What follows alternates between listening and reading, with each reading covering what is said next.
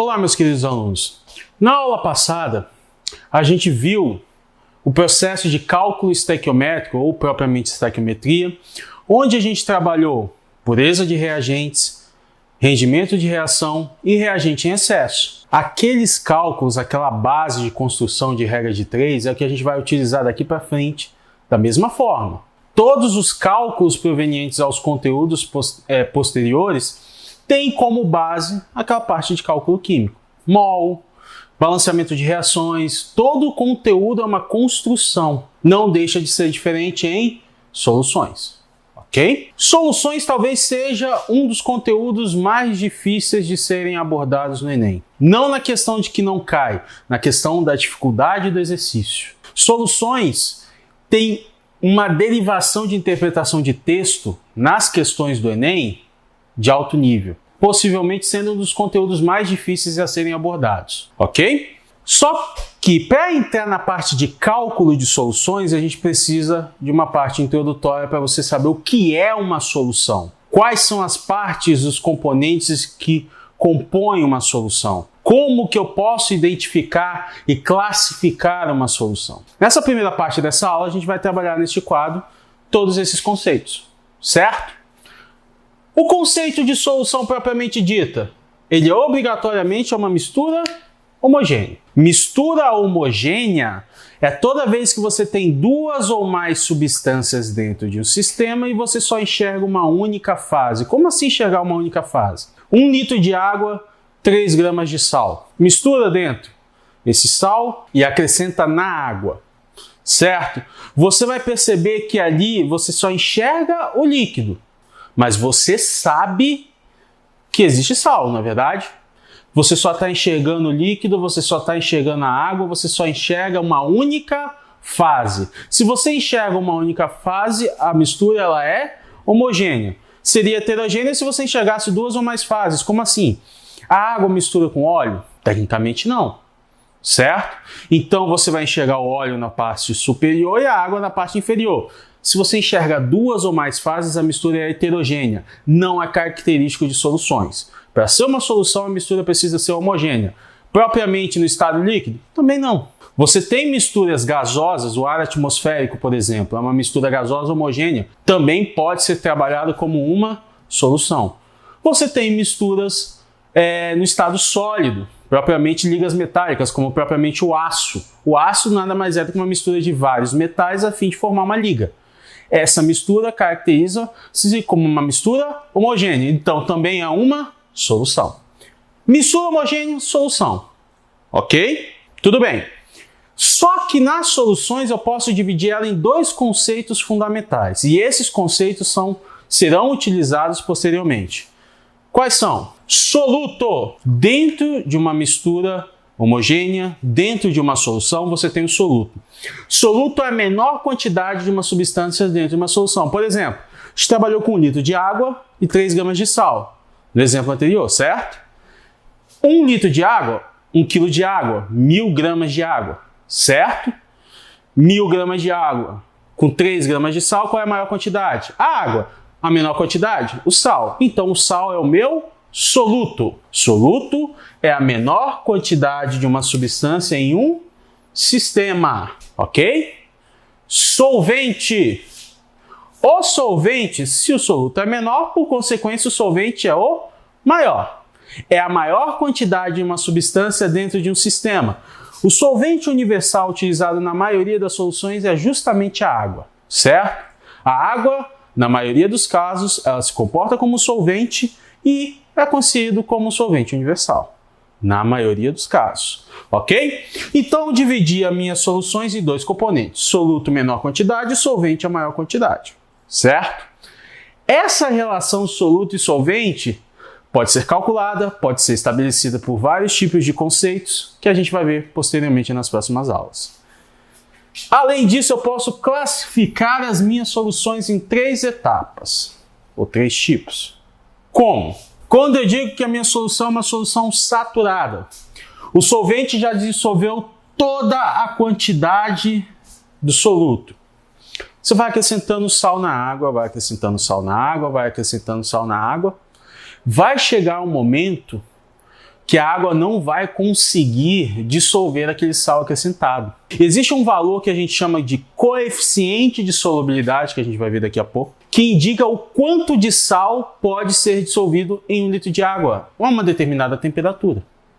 Ok? Então, se você já chega nesse limite e se você acrescenta um pouco mais, já começa a perceber que existe a formação de corpo de fundo, eu afirmo que a minha solução ela está saturada, ok?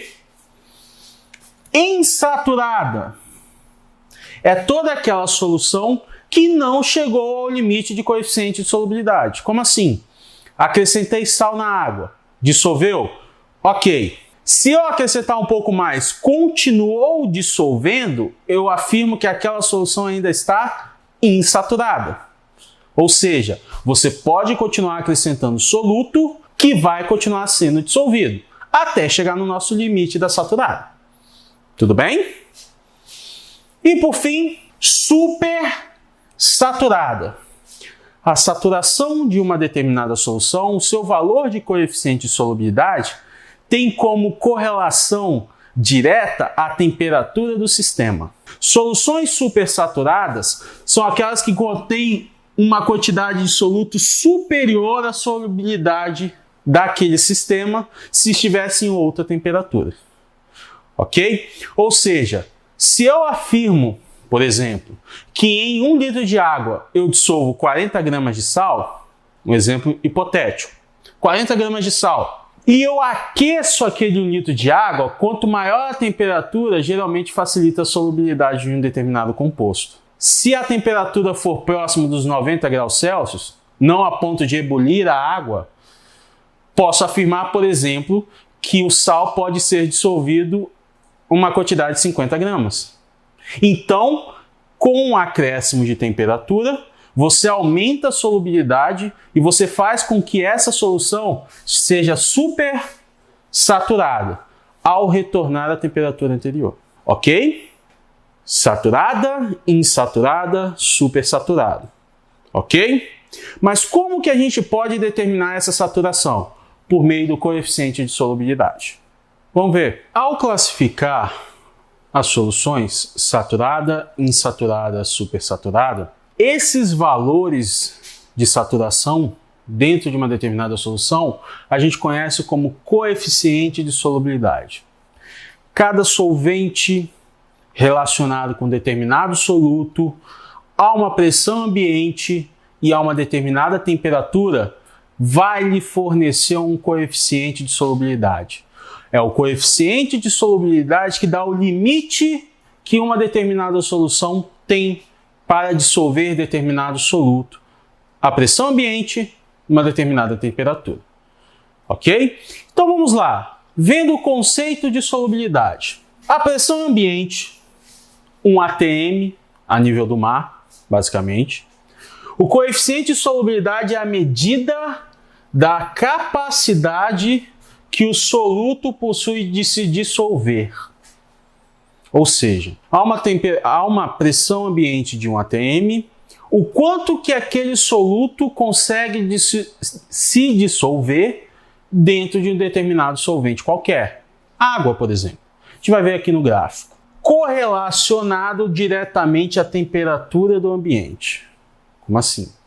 A temperatura influencia no coeficiente de solubilidade de um soluto. Toda vez que você varia a temperatura, na maioria dos casos, a solução aumenta o coeficiente de solubilidade. Determinados sais tendem a se dissolver mais fácil em temperaturas elevadas dentro de um determinado solvente. Existem alguns sais que quanto maior a temperatura, menor a sua solubilidade? Sim, algumas exceções. São poucos, mas a maioria tende a dissolver em temperaturas maiores. Geralmente, você acaba analisando isso graficamente. Aqui eu tenho um gráfico que correlaciona o coeficiente de solubilidade. Gramas de soluto, ST, soluto, por 100 gramas de água. A gente sabe que a água geralmente é solvente universal, então a gente usa ela como referência, certo? No eixo Y, coeficiente de solubilidade, gramas de soluto, por 100 gramas de água. Aqui os valores em massa em gramas, certo? No eixo X, a temperatura em graus Celsius, ok? Então, é uma relação de massa que está sendo dissolvida por um valor de temperatura. Se a gente for analisar esse tipo de sistema, por exemplo, se a 20 graus Celsius, qual seria, em presença de água, o soluto que vai mais se dissolver? Entendeu o raciocínio? A 20 graus Celsius, se você traçar uma linha reta mais ou menos aqui, como nossa referência, o soluto que mais se dissolve seria justamente o K2CrO4, ok? K2CrO4, um sal determinado, a 20 graus Celsius, certo? Por volta mais ou menos de 60, um pouco a mais, ok? Então o coeficiente de solubilidade dele está por volta de 60 gramas a cada 100 gramas de água. Se você estiver trabalhando o cloreto de sódio, sal de cozinha, por volta de mais ou menos, aqui 60, aqui mais ou menos 40 gramas de sal de cozinha. Ou seja, a 20 graus Celsius, uma temperatura um pouco abaixo da temperatura ambiente trabalhada, que é 25 graus Celsius, a gente consegue dissolver aproximadamente 40 gramas de sal de cozinha em 100 gramas de água. Certo? Esse é o coeficiente de solubilidade. Para o KNO3, aqui, por volta de mais ou menos 37 gramas a cada 100 gramas de água, esse seria o coeficiente de solubilidade a 20 graus Celsius. Para o sulfato de césio, Ce2SO4 3, a gente tem um valor aproximado, talvez de 18 gramas. Olha uma característica, por exemplo. Se você for agora analisar a temperatura à medida que ela vai aumentando. Para o KNO3, uma pequena faixa de temperatura já aumenta drasticamente o coeficiente de solubilidade. Ou seja, uma pequena variação da temperatura, você consegue dissolver ele com maior facilidade, certo? Se você for reparar o NaCl, dependendo da forma que você for aumentar a temperatura, não aumenta muito a quantidade do NaCl que pode ser dissolvido. Ou seja, ele não é tão influenciável no seu coeficiente de solubilidade com o aumento de temperatura. Entendeu o raciocínio? Para o K2CrO4, já é um valor considerável, mas não tão grande quanto esse sal aqui, o KNO3. À medida que você aumenta a temperatura, ele vai aumentando gradativamente seu coeficiente de solubilidade. Não tão pouco quanto o cloreto de sódio, não tão alto quanto o nitrato de potássio, certo? Agora, o sulfato de césio ele é diferente. À medida que você vai aumentando a temperatura, o coeficiente de solubilidade dele vai diminuindo. Sim, existem alguns sais que o coeficiente de solubilidade diminui com o aumento da temperatura, ok? Vamos pegar outro exemplo. A temperatura de 60. Na temperatura de 60 graus Celsius, a gente pode afirmar que o KNO3 está numa faixa de 145 gramas, mais ou menos, uma escala observando mais ou menos aqui, certo? No K2CrO4, a gente pode observar uma faixa de mais ou menos 80 gramas, ok? Aqui não houve muita variação, 45 gramas a 60 graus Celsius. Já no sulfato de césio, diminuiu 10 gramas. Esse é o valor de quanto você vai inserir em 100 ml de água que vai saturar uma determinada solução com esses 4 sais. Observando este gráfico simples. Lógico, existem outros gráficos, outras análises, outros sais que variam nessa faixa de temperatura. Observando esses 4, a gente tem essa análise gráfica de coeficiente de solubilidade. Tudo bem até aqui? Continuando o raciocínio.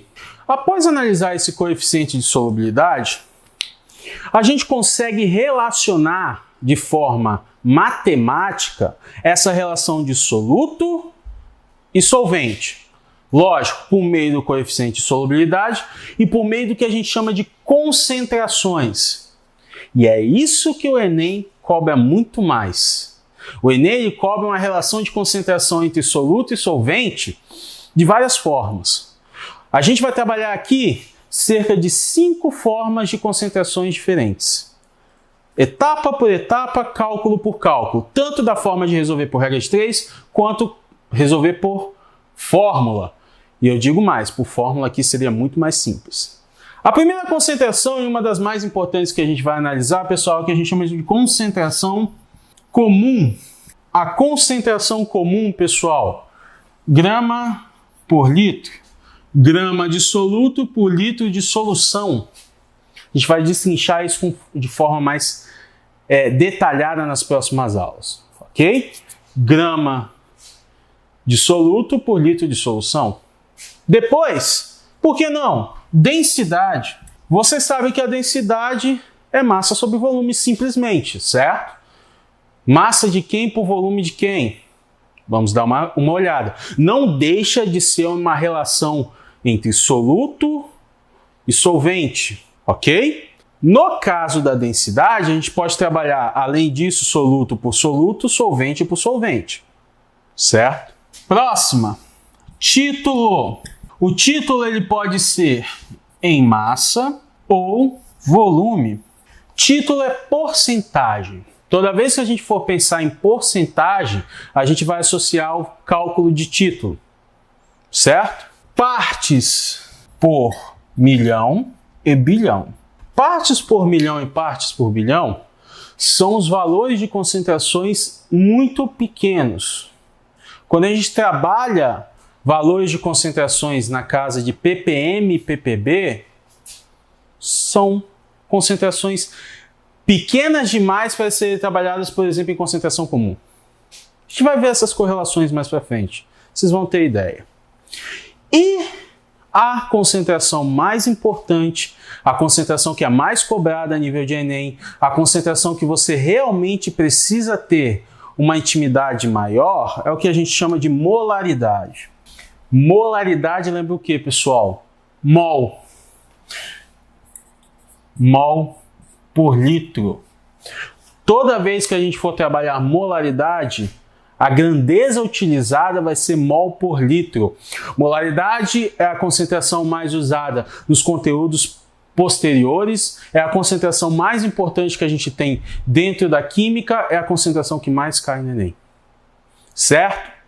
Se você tivesse que trabalhar duas concentrações mais importantes, molaridade e concentração comum.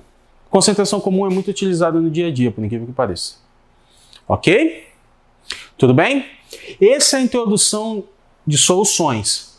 Próxima aula a gente já vai trabalhar essas 3 características aqui. Concentração comum, densidade, título em massa e título em volume. Ok? De forma a abordar os cálculos dessas concentrações. Então até a próxima aula, pessoal.